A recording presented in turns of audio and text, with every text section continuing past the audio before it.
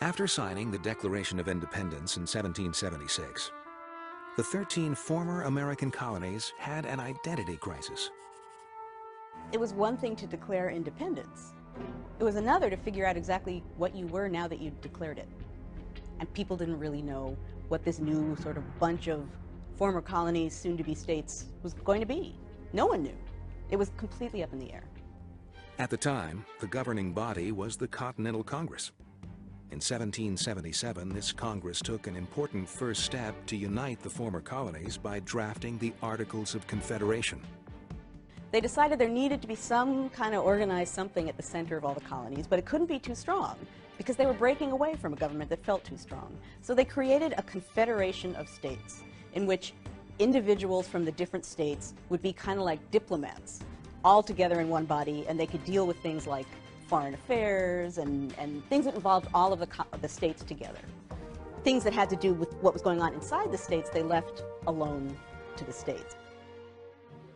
In just a few years, it's clear that the Articles of Confederation don't provide enough power to a centralized government.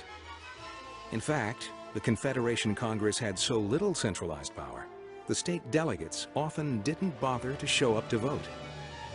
Things came to a head in 1786 with a rebellion of farmers in Massachusetts who didn't want to pay their debts. It was called Shays' Rebellion. It ended up being almost impossible to put down. The Confederation Congress really ended up being unable to do anything, and it led a lot of people to think, maybe we better do something to strengthen the government or everything is going to fall to pieces.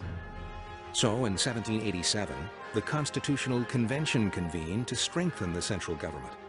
After much wrangling, the Constitution was written in an attempt to create a more perfect union between the states. One of the amazing things about the Constitutional Convention was something that people at the time recognized. They knew that most governments were the result either of chance or war. And they knew that what they were doing was sitting in a room and calmly trying to create a good government. They knew it was something that felt unique in world history, and if they failed at what they were doing, they all believed that this would be the general misfortune of humankind. It would be proving for all time that you couldn't create a government with calm debate, but that you would forever be subject to chance and war. To protect against giving the central government too much power, the delegates writing the Constitution added something groundbreaking, a Bill of Rights that limits the power of federal government in the U.S. and protects the rights of all citizens. On September 17, 1787, the final form of the Constitution was approved at the Constitutional Convention, then ratified the following June. 200 years later, that Constitution still governs the United States.